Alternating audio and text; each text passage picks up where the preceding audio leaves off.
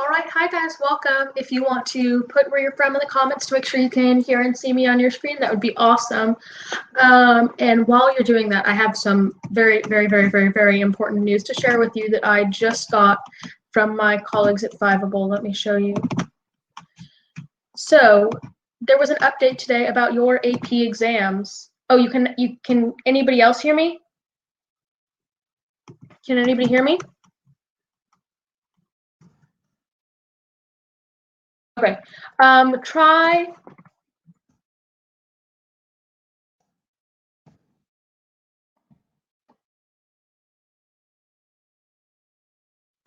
Okay. So College Board just released an update about the AP tests and coronavirus. I don't know if you guys have seen yet, but they are doing 45-minute take-home, free response only exams. So each exam, oh, is my volume not working well? My microphone? So this year, there will be a 45-minute online exam at home. The test is going to be all, the test is going to be all free response. It's coming double, it's like an echo. Let me see if I can help you with that.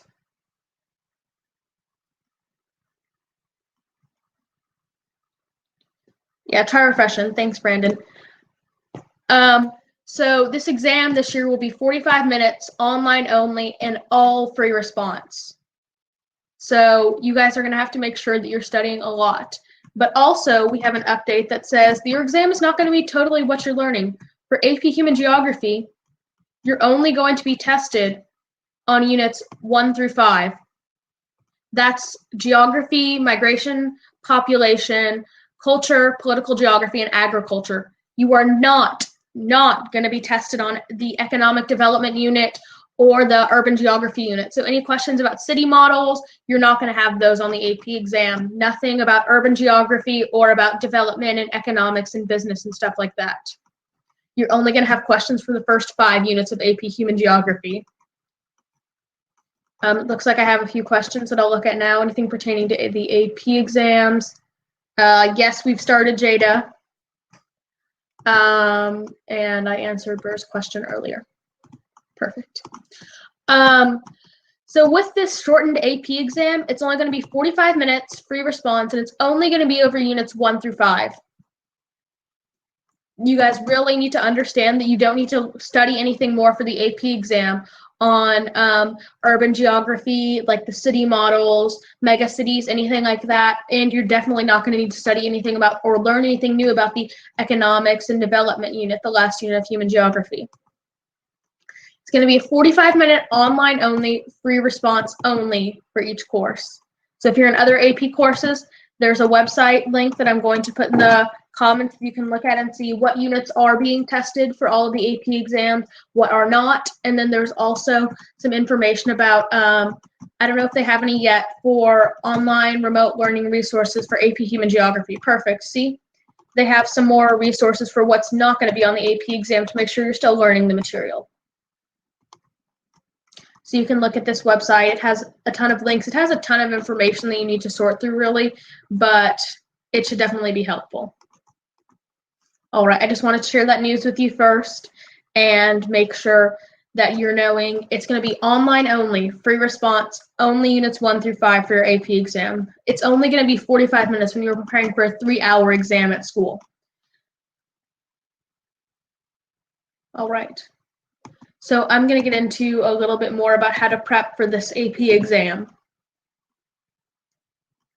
Okay, so with this change, this is our weekly stream calendar, by the way. If you're in any other AP classes, make sure you're attending all of the live streams for all of your different classes. And then let me make sure that I can zoom in on this PowerPoint now. Let me see. All right, here we go. If you still can't hear, put something in the comments. I would try refreshing your screen. I would try muting me and then unmuting me. Usually that works for me.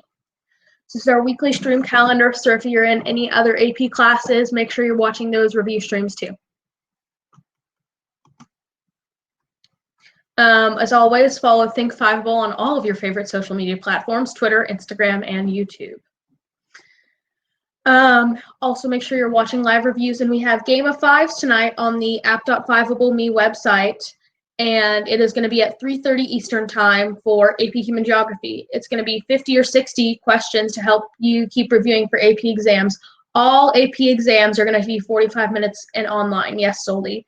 So all AP exams have had their units cut down. You're not going to have to learn all the material because of this whole nobody's going to school thing. And then also AP exams are all going to be online. They're all going to be free response, and they're all going to be 45 minutes long, no matter what the exam is. All right. Now, here's a lot of questions that I've had in past streams when I've asked, like, do you need any help trying to prepare for the exam? So what material should I use? Do I need to buy 5 prep books? How do I use Fiveable? Are there any free online resources that are good? Do I need to take like 5 practice tests? And do I need to practice writing FRQs? Okay, well, since I've made this PowerPoint, some of the answers to these questions have changed. Like taking practice tests is going to be a little bit less important now than writing FRQs will be. All right, so I'm going to get into a little bit. So what material should I use? Basically, I don't recommend buying 5 prep books. I only recommend buying 1, maybe 2 prep books if you're really trying to get a 5 on the exam.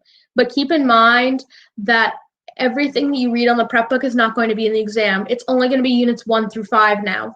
So the best prep book that I recommend buying is called, let me get out of this PowerPoint a little bit. It's called ASAP Human Geography. I'm sorry, I'm going to have to skip 2 slides here. ASAP Human Geography. This book is awesome. It's not hard to read like a textbook. Like, I'm sorry, my camera's not that great. It's less than $10 on Amazon right now. It's not like a giant book. It's pretty thin. But the best thing about it, and also you won't even have to learn all of the material in the book since you're only doing units 1 through 5 on the exam. It's actually in an easy style to read. Sometimes it's even fun to read. Like, it's written in such a conversational style that if you're going to buy a prep book, I would definitely recommend looking at this one. Like, even the font is fun to read in. There are tons of graphs, charts, and they have all of these different characters in it, and it like really helps you review for the exam, like what you actually need to know. Units 1 through 5. And there are things like, I think that 90% of AP Human Geography textbooks don't cover anything about architecture. But especially since the exam is getting cut down, there could be questions on architecture from your culture unit in the exam. And then other things like, I know people earlier were asking about what parts of the language tree do I need to know? Well, this goes over like what are the important languages to know, which has the most followers. Like, I don't know if you can actually read any of this text right here in this table or over here, but this one talks about language as a culture, these 2 pages in the book. So it's really one of my best AP resources that I use. Like last year when I studied for the exam, I think I bought like 5 different prep books. Like I bought the Barron's flashcard deck. I bought this. I bought the Princeton review book. I bought another book that I'll talk about in a minute. And then I bought the Princeton review book, the big one, which you don't really need to know. Like, you don't need to buy everything. There are a ton of ways to prep for the exam that don't just involve spending $100 on Amazon like I did badly. Do not follow my mistakes. So I'll go into a little bit of detail about like how I use these books to prep for the exam.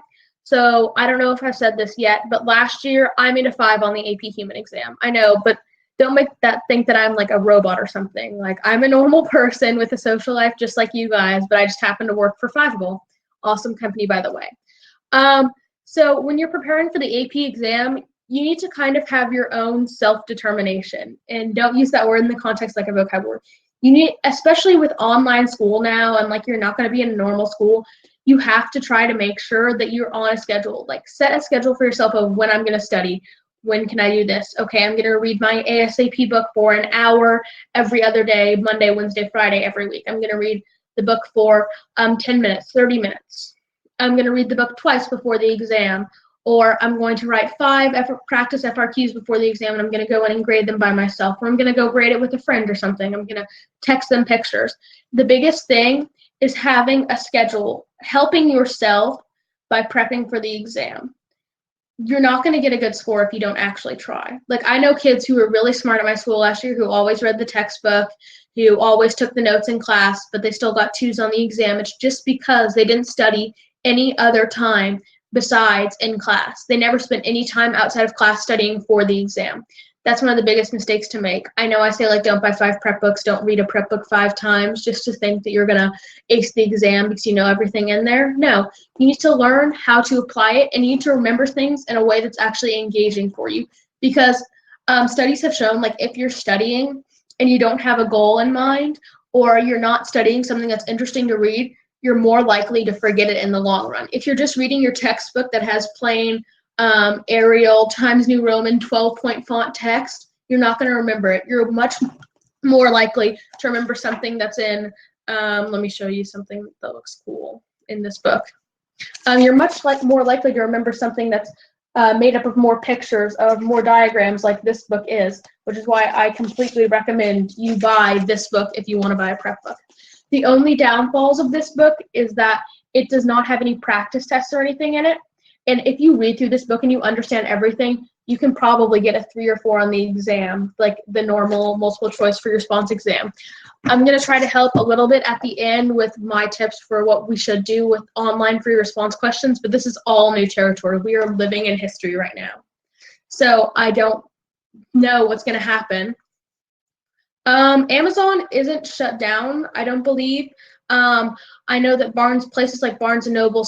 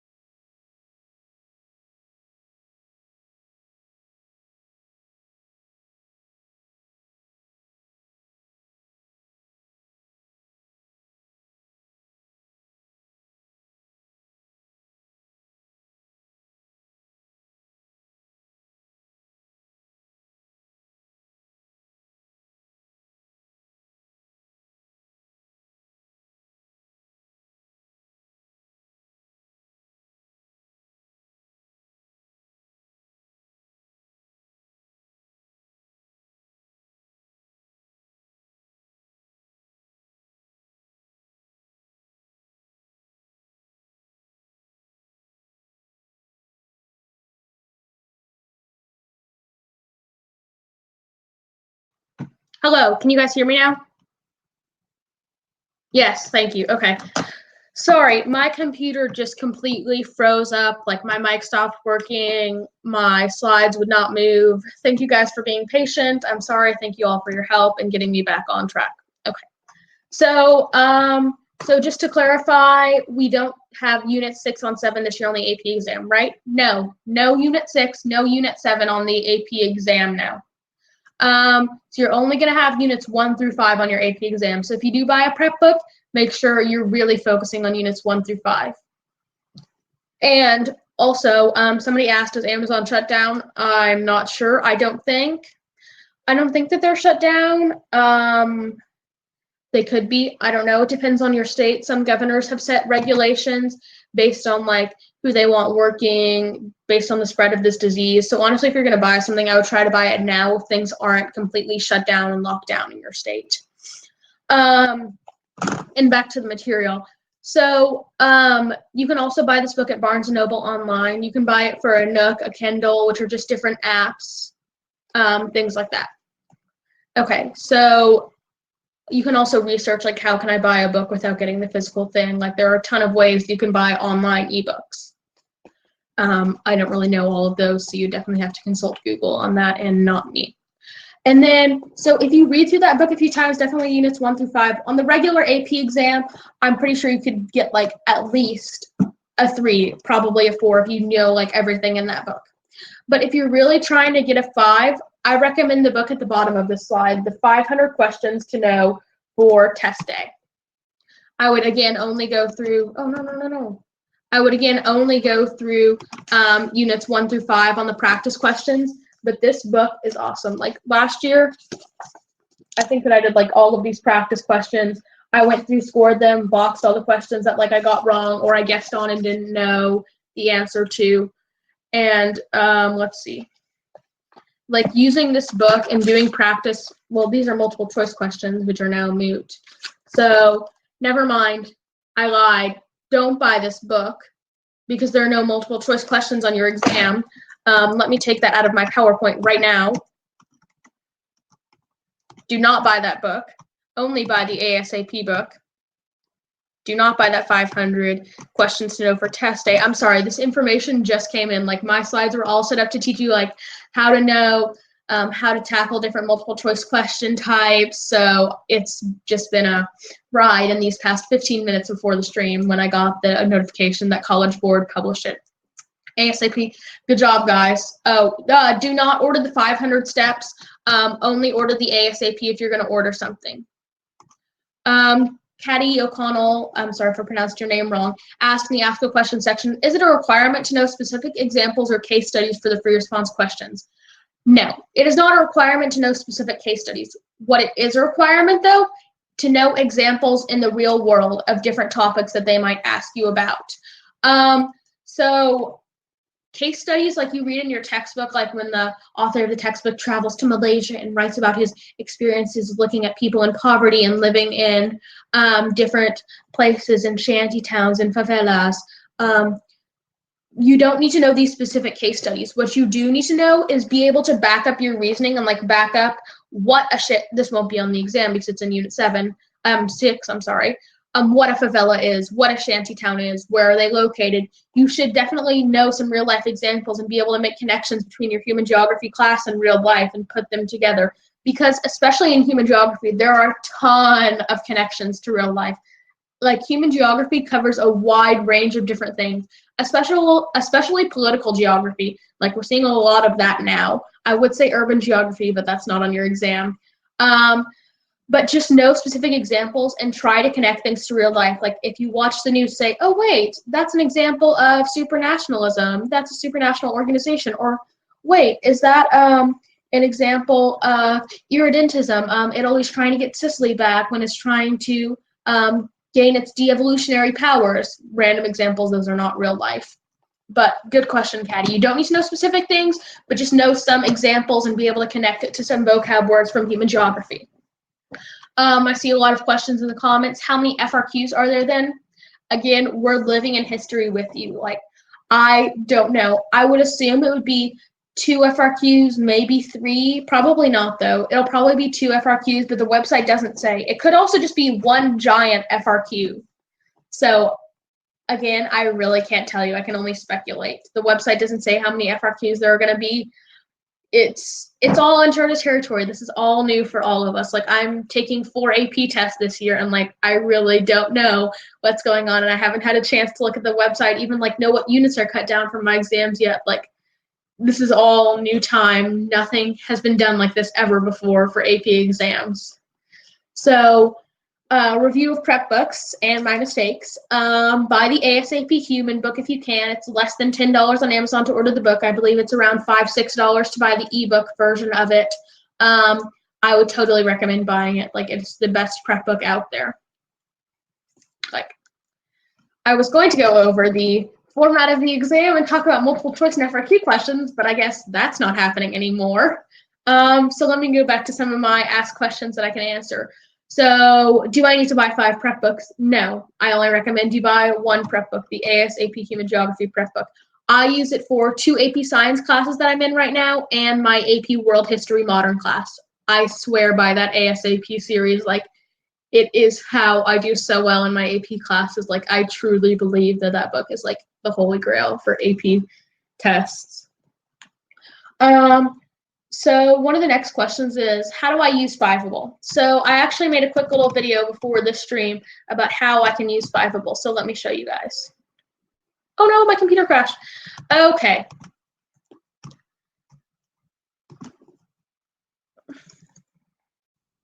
Can you guys see me, hear me? Hey guys. Okay. Yeah, so you guys can't see what's happening on my end, but this does not look fun.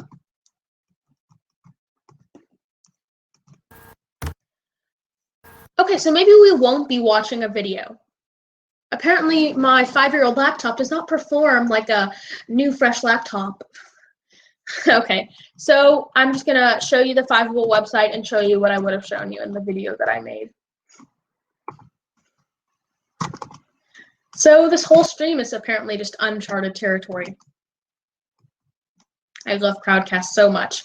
So here's the, so if I Google Fiveable, I can see, I'll click on the first website here. So boom, this is your landing page. So if you're trying to use Fiveable to study for AP Human Geography, you can scroll down, look at like all of the different resources, live streams, replays, study guides, trivia battles, and then meet the content team. Let's go find me real quick. Look, it's me. Okay, moving on to actually teaching you about how to use Fiveable to actually study for your exams. So you can go to subjects up here and look at all these fun little emojis. Look for the little tractor from the agriculture unit from AP Human Geo. And then it's going to pull up this website right here, this landing page. So AP Human Geography. So as you can see, we have the upcoming events right here. We have the Game of Fives, which is just a big trivia game at 3:30. I believe it's Eastern time today. No, it's 3:30 Central Time, 4:30 Eastern Time, I think. You guys can go double check that, but definitely look at the website, follow me along. You can go and watch replays for any streams that have already happened, like let's go watch Population Policies by Cody Austin. So if you look right here, you can see all of these different tags. Like we have to put in these things called timestamps to our videos, where it shows like all of the different big topics that we've covered in our streams. You can scroll through, you can see how long the video is. Usually all streams are about an hour. Here you can go, we've released a new feature where you can go and download videos to like watch on the go. If you don't have Wi-Fi or you have spotty cell service, you can download the videos and watch them anytime. They basically download to your camera roll, I think. And then you can also click on the streamer's bio and look at what they do. Also, with the resources, you have the slides that the person goes through in their stream. Like I tried to go through slides with you, but then it decided not to work. My computer decided to crash. So usually what happens is the slides will load up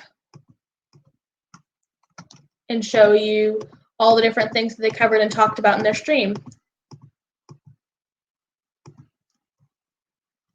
But also on Fiveable, after you go through those, you can download the videos. But if you have other AP classes, you can look and see, oh, look, this is my stream. That's live right now. Look at all of the upcoming streams that are live. And also, if you're self-studying for AP Human Geo exam, which is kind of a weird time right now, I would definitely recommend watching Melissa Longnecker's self-study strategy stream today. It starts at 4 p.m., I believe. Yeah, 4 p.m. Central, 5 p.m. Eastern time. So definitely watch that if you're trying to self-study for the AP Human Geo exam now. But you can look over here. We have some blog posts and resources for AP Human Geography right here. So if you click on the blog, after you scroll all the way down, you can go look at all of the different study guides over here in blog posts. And we're about to start dropping some more study guides too. But you can see AP Human Geography. Oh, that's European history. I am obviously blind. But that shows you the AP Euro stuff. If you're an AP Euro, you can study that. But back to AP Human Geography, you can go back to that same browse by subject bar and select the AP Human Geography exam prep. So I think that Amanda writes a lot of these, but you can definitely study the different types of maps in AP Human Geo, 5 resources for students who are 5, the 30 models and theories to know by exam day, skip unit 6 and 7, look at the agriculture unit quick overview, and then there overviews for the rest of the units too, I believe, and then there should be another blog post that has all of the past FRQs by topic. This link right here is going to be the best thing for you to study ever, because this exam is going to be all FRQs. You can look, and Amanda went through and sorted all of these past FRQs by unit. So if you click on one of these, it'll bring you up to the page and you can scroll down. Okay, this was a 2011 free response question, and it was about population migration unit. And this one asked about primate city rank size rules. So you can go through and write this FRQ on your own and practice writing FRQs, because the writing is going to be your whole exam score now. So this page, I'll put a link to it in the chat over here. This page is going to help you. I recommend doing so many practice FRQs now. And the next thing that we're doing is going over how to tackle the FRQs, how to attack the FRQ questions to make sure you can get the full points. And then I have a question here. Abdul says, can you state all the units in order of importance, greatest to least? So all units are not created equal. Basically, units 2 through 5 are going to be what you want to study most. Unit 1 is kind of just like an introductory unit over here. It doesn't even have any FRQs set up. So, I mean, I would look over like the types of map projections and stuff like that, but I would really study units 2, 3, 4, and 5. Honestly, the hardest unit, in my opinion, is going to be Unit 4, Political Organization of States. Yesterday, we had an office hour session with me for AP Human Geography, and that unit had the most questions. As you can see, that one also has some of the most FRQs here. Like agriculture has a few, political has a lot, cultural has a few, but then also population and migration gets tested a lot. It's not the hardest unit, but I would definitely study it. So if I had to rank them in importance, which I'm not saying you should give these the most effort, but from hardest to easiest, I would say Unit 4, political, is probably the hardest because it has the most information. Unit 3, culture, is also pretty hard because there's a lot of connections that you have to make on your own. Then Unit 2, population migration. Then probably the easiest that you're tested on is going to be agriculture. That unit's pretty straightforward. You just have to learn a few facts, know a few vocab words. But then also make sure you study like your map projections, scale, stuff like that. Jada asked, why did they take out the multiple choice questions? Well, I think that's a question that you'll have to take up with God, because I can't even tell you why they took away the multiple choice questions. So now that I'm done stating the units in order of importance, T asked, how do you know the exam is all FRQ? Okay, so College Board, oh crap, I cannot type. College Board AP update. So I Googled that this morning because I knew they were publishing a new update, and I clicked on news and changes, and I saw and read these AP updates for schools impacted by coronavirus. And I read this whole long, annoying, poorly worded, actually, I love College Board. I read through all of this stuff to try to pull out what was important for you guys to know for this stream. But if you go and click on at the top, when you get to this landing page, free remote resources, it'll take you to this page. And for the 2019-2020 exam administration only, we're developing secure 45-minute online free response exams for each course. It doesn't say anything about multiple choice exams on any of the 3 articles that they've linked. So I don't know why they've taken out multiple choice, but it looks like it's going to be all FRQ right now. All right. So for right now, I'm going to look at a good practice FRQ with you right now. Try to make sure you're getting all of the, it's kind of confusing to read. Like if you want to go read and pick out what you need, but honestly, all you need is going to be online, 45 minutes, free response only, and only units 1 through 5 of AP Human Geography. If you're in other AP classes, I would definitely go through and try to figure out what you need to do. All right, so you don't need to take 5 practice tests. There are some free online resources I can go over, but most of those are for multiple choice, so maybe we'll save that for last. And how do I use Fiveable? We just went over that. Do I need to buy 5 prep books? No, you only need to buy the 1. And what material should I use to study? We're about to cover that. Okay, So how do I practice writing FRQs? Good question. So basically all you have to do is you can go to this website right here that I put in the chat with all of the past FRQ topics, or you can just Google AP Human Geography FRQ. If you Google it, the second thing that pops up is AP Human Geography past exam questions. And if you click on that, you have an archive since human geography was created to have access to all of the free response questions. So when you click on any year, like we're going to go over one of the 2015 free response questions in a minute. You can click on the year. You can either click on free response questions.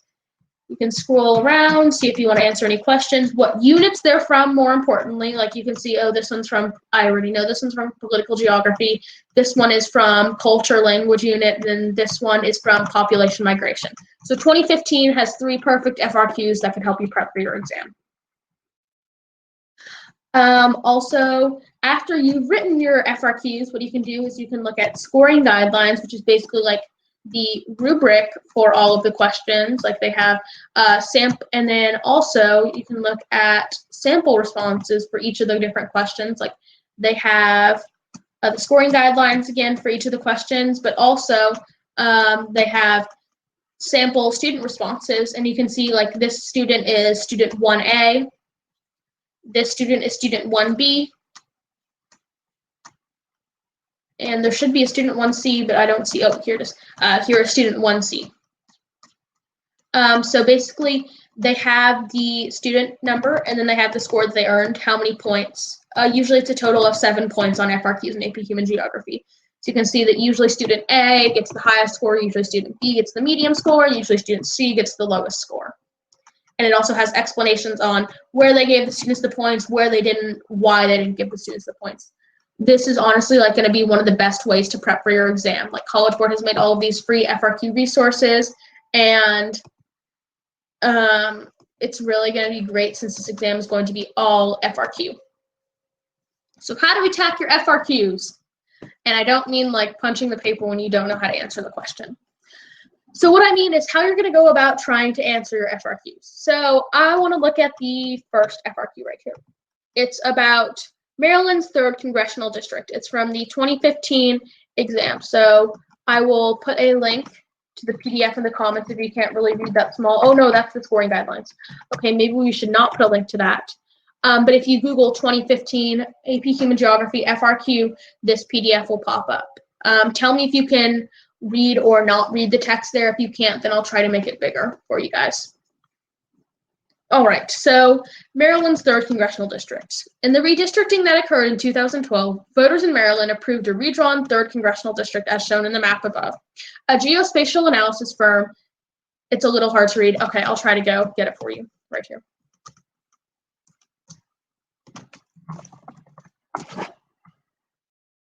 I'm just going to do the same thing I just did, but a little faster. Go down to 2015 free response questions, Scroll down to question 1. Okay. I'm going to try to zoom in as much as possible. So the first thing you see here is you see a map. So this map is obviously going to be important to the question at some point. And the title of the map is Maryland's 3rd Congressional District.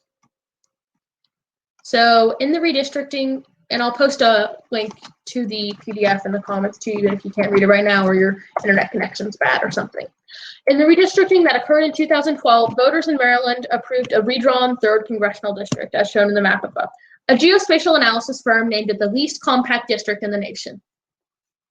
All right, so it looks really spread out. You can see that there's a lot of the black blotches right here is everything that's included in the 3rd Congressional District. Whoa, that goes everywhere, right?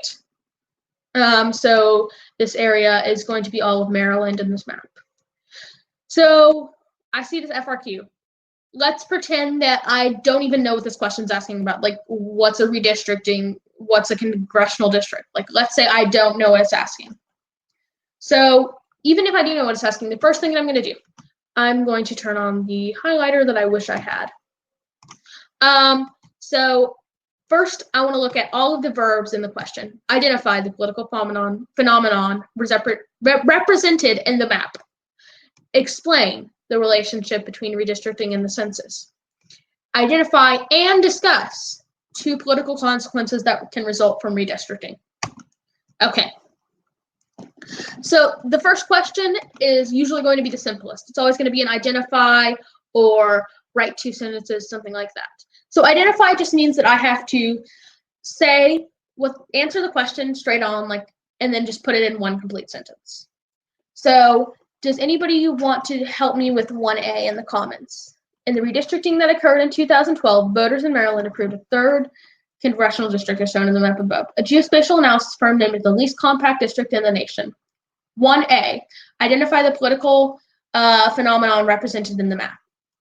Okay, so it is gerrymandering, but if you're going to answer this on the AP exam, what you're going to want to do is you're going to want to label it 1A.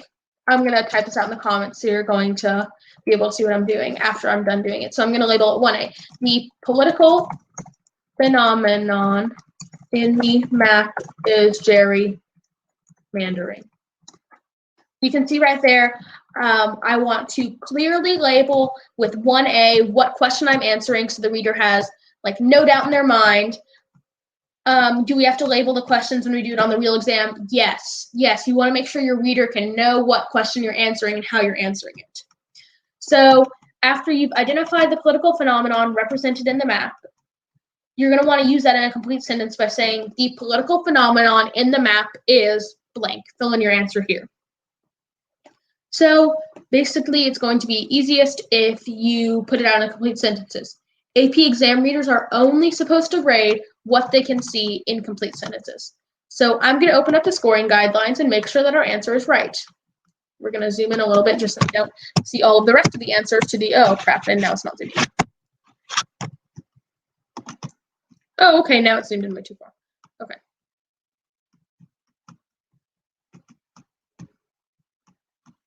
Okay, part A, 1 point total, gerrymandering. But at the top, it does say that you have to write all of your answers in complete sentences. So make sure you say the political phenomenon in this map is gerrymandering to answer the question completely. All right. So it looks like we got it right using the scoring guidelines. So now let's look at the second question in this FRQ. It says, explain the relationship between redistricting and the census. So this is asking one question. It's a 1-part question for part B. It says, explain the relationship between redistricting and the census. So let's see, what do we know about this map already? Okay, well, we know it's in Maryland. We know it's about a congressional district. We know it's gerrymandering. And gerrymandering happens when we redistrict things.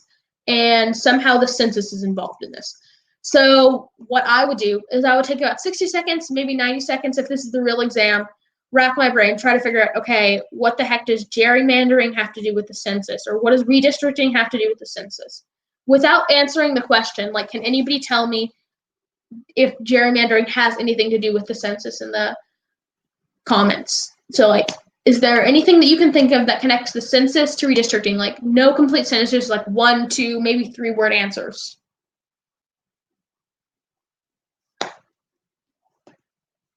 Does anybody know any connections between gerrymandering, redistricting, congressional districts, and the census? Any connections at all, just 1 word.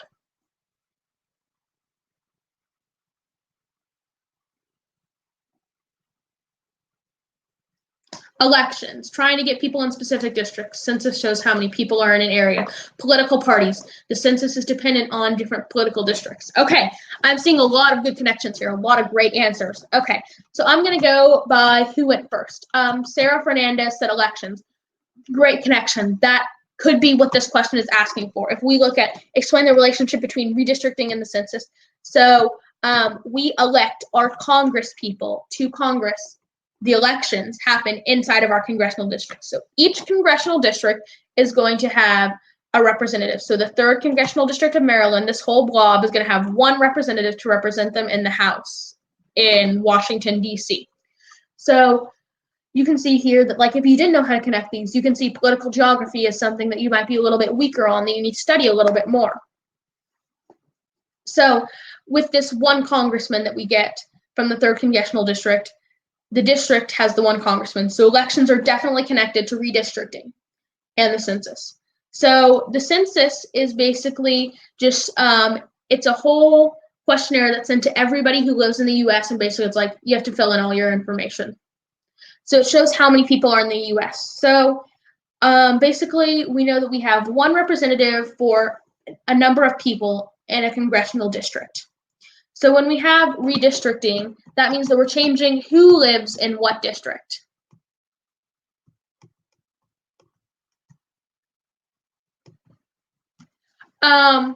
Basically, we can look and see that redistricting and the census is going to the census is going to affect redistricting, right? So if the census, which is a survey of the number of people living in an area, updates the population, can anybody try to, like, we don't have to write in complete sentences for right now because this is an explain. But with an explain on the AP exam, you're going to want to write 3 to 5 sentences. You're going to fully explain step by step how these two things are connected, what the relationship between these two things is. That's how you're going to want to tackle this question. So, for example, I could say that, oh no, my thing closed. Okay, I'll try to share my screen again. My computer's having a lot of problems today. I'm so sorry. But here, we can see that redistricting and the census. So I'm going to try to answer this in my Word instead of writing it down and typing it out because that might be easier for you to understand. So what is a relationship? So we can say that the census, so this is how I'd answer my FRQ. So I'd write 1B, and then I would say the census tracks the total population of the US, period. A congressional district is supposed to have a proportional population to be able to redistrict every 10 years. So basically, so we've written those two sentences so far. So basically now what we're going to do is say, we know redistricting, we know what the census is, so now we're going to have to connect these two ideas. So basically we could say that every 10, this is me starting my FRQ again, every 10 years we have changes in the districting of the congressional districts in the United States. This change can allow gerrymandering from different political parties to try to pack their votes in a certain district, period. These districts could now lead towards one thing because of the updated population from the census, period. That's how I could answer that FRQ for explain. I think I used 5 or 6 sentences, and basically I showed that the census takes the population, redistricting is changing who lives in what district, and because of population changes, political parties are able to gerrymander and redistrict their congressional districts so that their political party can keep getting elected by packing the votes based on the census. Jada asked a great question in the comments, why do we redistrict? We redistrict to make sure that there is a proportional number of representatives in the House of Representatives in Washington, D.C., the U.S. Congress, to make sure that our population in one district has not grown too much to where it's unproportional to another district. So it looks like the 3rd congressional district could be, based on my personal human geography and knowledge of the real world, you will not have to know this for the AP exam, but it looks like it could be gerrymandered to avoid the center of Baltimore, so that could be the downtown area. So usually when you get urban, you're going to get more Democratic areas. But we can see over here it includes almost all of Annapolis. Annapolis is a military base. And if we use generalizations, like what you usually think about, we can know that military people are usually going to be Republicans. And people who live in the inner city and inside the city in lower income areas like in Baltimore are going to be more Democratic or leaning towards the left. So we can see that maybe the 3rd congressional district was gerrymandered to try to include more Republicans in the suburbs and in the areas around military bases and Navy bases over here in Annapolis. So if that helps you to understand redistricting and gerrymandering better, I'm so glad. But if it doesn't, then just forget that I said all of that. And if you have questions about what I said and like 95% understand it, but just don't get a little part, put it in the comments and I'll try to explain it better for you. So basically, the relationship between redistricting and the census. So the scoring guidelines says that the relationship between redistricting and the census could be proportional representation. The U.S. Constitution requires a census every 10 years to reset the proportional representation of the population to the U.S. House of Representatives. It can also be used to census results can also be used to examine demographic changes to redraw district boundaries. So that sounds like what I said, right? So we need to attack the FRQ look at things. So in this question, we're trying to connect two ideas in one answer. So we're connecting the census and redistricting. To attack this, we're going to want to define what census is, what redistricting is, and try to find a small connection, like the change in population that affects both of those. So that's what we talked about in our FRQ, the change in population in the districts, the congressional districts. That's how you can answer that question. Even if you didn't know a lot and you just knew that the census was about population and congressional districts change based on the population, you could get full points on that FRQ. Even if you didn't know a lot about gerrymandering, even if you didn't know like how to define gerrymandering in your own words, you could know those things. It looks like we have in question the ask a question section. Caddy O'Connell in the questions, Caddy says, would this question not require one to have specific knowledge on Nigeria and Spain? C, identify and explain one political impact resulting from de-evolutionary pressures related to cultural differences in either Spain or Nigeria. This FRQ makes me cry a little bit. So last year, the College Board just went wacko with our AP Human Geography FRQs, and I think that everybody can agree with this. De-evolution FRQ. If you guys had a Twitter or Snapchat account last year and you had people who were taking the AP Human Geography exam, everybody hated that FRQ because it was so specific.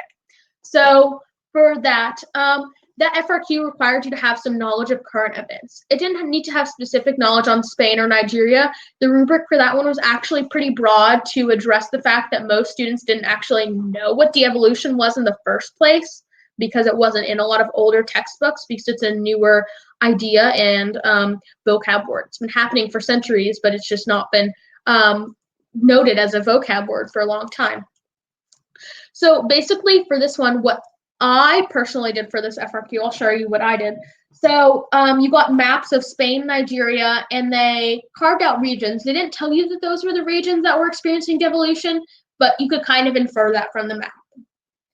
This was the last FRQ question, so people were already pretty tired by this one, and seeing that it was about de-evolution, something that I barely knew about, it was very not a great feeling.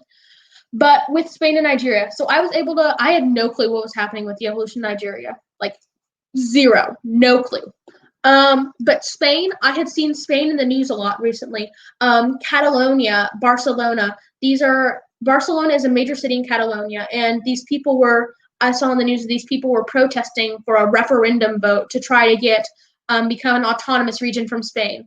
So background, Catalonia is a region with its own culture, language, and slightly different religion from Spain. They think of themselves as their own cultural, ethnic group. They think of themselves as their own nation, actually, sometimes.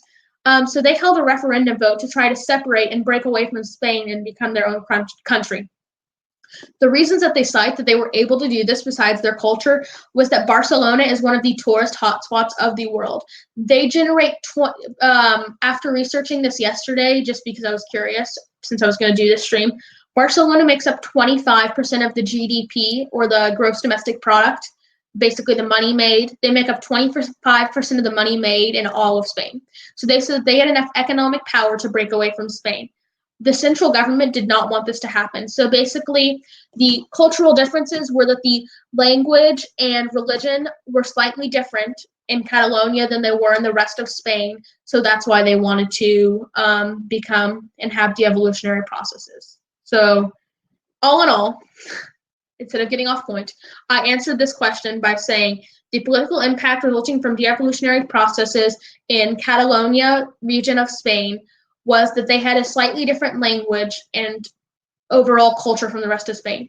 Their slightly different language and religion allowed them to think that they could be their own country and become a modern nation state with their new ideals. Their economics could also support their new country in the way that they had a different religion and language. I think that that's how I answered that question. Great question, and that FRQ kind of made everybody cry a little bit during the exam. So I think that we've learned a little bit about this FRQ. I'm not going to answer part C because I don't have a lot of time left, but it says identify and discuss two political consequences that could result from redistricting. So first, does anybody have any ideas about what they could say to answer part 1C of this FRQ? Does anybody have any ideas?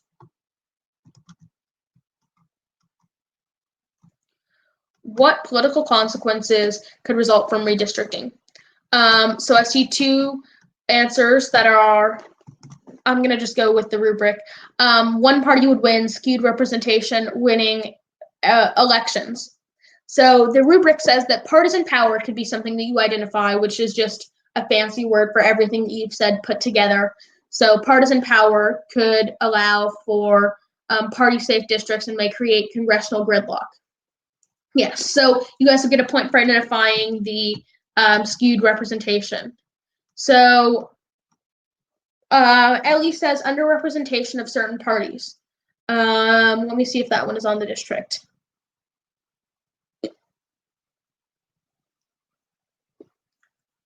Advantages or disadvantages to the opposite political party. Redistricting designed to protect or weaken the seats of incumbent candidates, weaken or improve the election possibility for challengers. Candidates could become more politically extreme. Yes, you guys are exactly right. Those are two things that you could definitely identify for this FRQ. So with FRQs, you need to figure out something that you know. So this is the overall FRQ after we've gone through this one. I hope that you learned something. But overall, what you need to do, you need to look at the questions. You need to look at the verbs, see how much you need to write for these questions, see which questions are the most important, least important. You need to see which questions need you to use vocab words. I'll give you a hint. The answer is all of them. You need to be using whatever vocab words you think are applicable. And if you have no clue what this question is asking about, try to figure out like if you can understand any of the questions and write like words that are similar to them next to them. Write synonyms next to the word. Like, I don't exactly know what the census is, but all I know is that it tracks the population of the US. So I'll write population next to it. And then also, use any vocab words that you think relate to, this one looks like it's about political geography, it's about congressional districts. So try to use as many political geography vocab words as you can, because the rubric usually contains a lot of vocab words. And if the readers think that you know what you're talking about, then they're going to try to give you the points wherever you can get the points. So always use as many vocab words as you can. And then also on FRQs, write clearly so that anybody can understand what they're reading. Make sure that when you're writing your FRQs, you actually answer the question. Don't dance around the answer, say the answer. Sometimes the biggest problem with students not getting a good score that they want on the exam is that they didn't actually try to answer the question. They just like, you know, kind of tiptoed around the answer to the question, but they didn't actually come out and say the answer. Always start off with your answer. If there are any more questions about FRQs or anything prepping for the exam, we can go over those now. Like, ask any questions that you have about the AP exam besides the format. Like, ask any questions like, oh, how do I prepare using a prep book? Like, how often do you think I should read? Like, ask me any of those questions right now. We have about 5-10 more minutes left, maybe.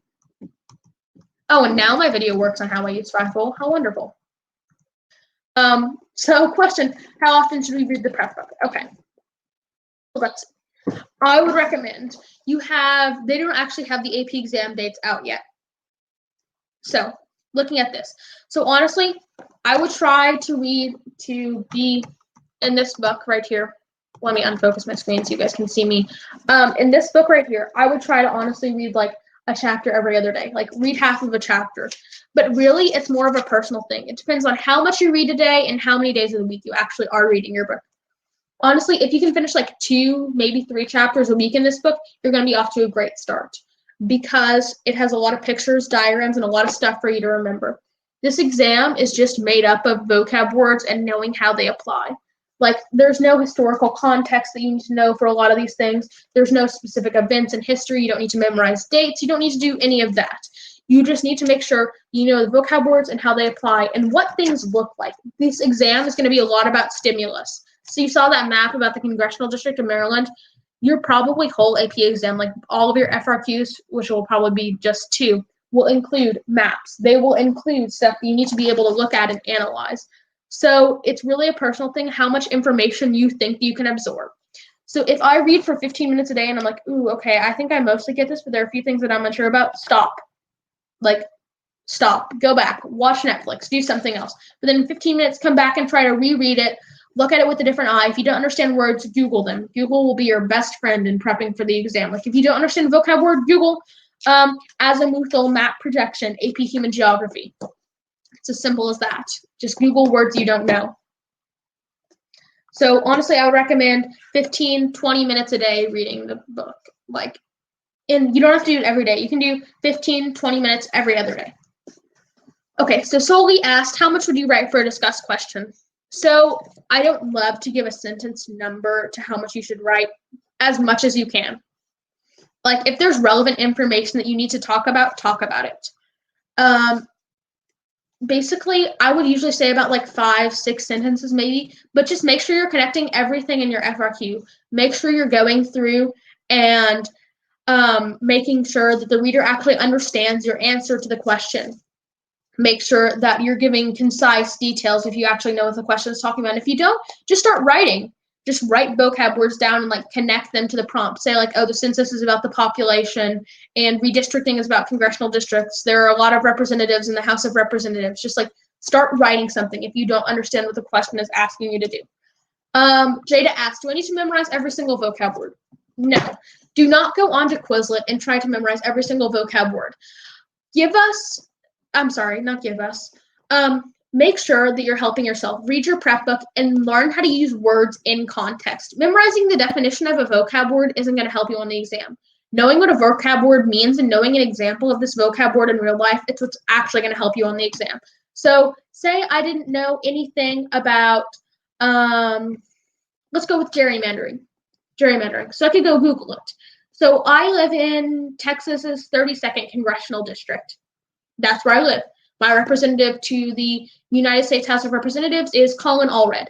So I don't know anything about gerrymandering. I just know it's something to do with congressional districts. So I look it up. Oh, so a few years ago, my address used to be in Texas's 21st Congressional District, but I got gerrymandered and moved into a different congressional district to help a certain party win the election. You don't need to memorize the definition of every single vocab word. You just need to know how to use words that you see a lot in your prep book that you don't understand in context. And know how to use all words in context. Like, that's my biggest advice to you for vocab as you're going through high school. Like, learn how to use a word in context. Learn how to actually use it in a sentence. Don't just try to learn the definition and memorize 100 Quizlet words every day. So there's a question in the Ask a Question section that I'll help. Caddy asked, do you need to know important geographers or which geographers made certain models? Not necessarily. FRQs are not going to be like, who made the galactic city model and what year was it made? Nobody's going to ask you that. What you need to know is just like, you just need to know that, okay, Burgess concentric model, which you won't need to know for the exam. I'm just giving this as an example because it's the first thing on the top of my head around. It was made in Chicago in the 1930s, so it's representing that time period. You need to know the context of what things are made in. You don't need to know important geographers or which geographers made the models. You just need to know that the models were a thing, and like you need to know about the time period when the geographers lived in, like what was going on in that time period. Like if it was in the 1940s, and you're thinking, oh, this model was made around World War II. Maybe there were more women in the workforce. Maybe that has something to do with this model. Make connections like that to history. That's the biggest thing for trying to memorize. Make connections. That's the biggest advice that I can give you for a human geography exam. Make connections. Sarah asked, will they give us unlabeled maps where we need to remember where all the states and countries are? No. When your teacher gives you map quizzes, that's just about learning geography. Like, it's good to know in what regions of the world different countries are. Usually, like last year, there were a few multiple choice questions for me and was asking, what does Bangladesh's geography have to do with its religion? So you would have to know that Bangladesh is near India. It's in Southeast Asia. So you're not really going to have a lot of Christianity. You're going to have a lot of Islam, Hinduism, and Buddhism. You're going to have to be able to think about that because, like, the answer choices for that question were, what do you think? It was based on your knowledge of human geography. What do you think that the most popular religion in Bangladesh is? And the choices were like Christianity, Judaism, Islam, animism, shamanism. So basically, you need to know what all those words mean. And you would need to know that Christianity and Judaism are not really popular in Southeast Asia or South Asia, where Bangladesh is located. Animism and shamanism are not really popular religions in the world, so that leaves you with one option. Process of elimination will be your best friend on this exam. Like making connections in history and knowing like process of elimination, like what can't be right, is going to be the best friend on this exam. Like, it's not multiple choice, but if you can like eliminate certain things that you think you should write about, that's going to be the best thing. And that's going to be good advice for life in all of human geography. And then Jada asked, should I reread the entire textbook? No, you should not reread the entire textbook. Maybe you should flip through your class notes, try to skim them, see what's important, maybe highlight a few things, but do not reread the whole textbook. Rereading the whole textbook is not going to help you on an FRQ only exam. What's going to help you is knowing connections in history. What's going to help you is knowing a little about everything. If you know a little about everything, you'll be able to answer every question that they can throw at you FRQ-wise. Like, if you know that gerrymandering is political redistricting and has to do with the House of Representatives, boom, that's enough. If you know that devolution is happening in Scotland and Catalonia, boom, that's enough. If you can come up with something basic and then just keep writing about it, that's how you're going to get the points in your FRQ, and that's how you're going to get a 5 on the exam. Any more questions besides Jaden? Jaden, how old are you? I'm Harrison Burnside. I'm a sophomore in high school outside of Dallas, Texas. Go Cowboys, and I hope you all have a great day.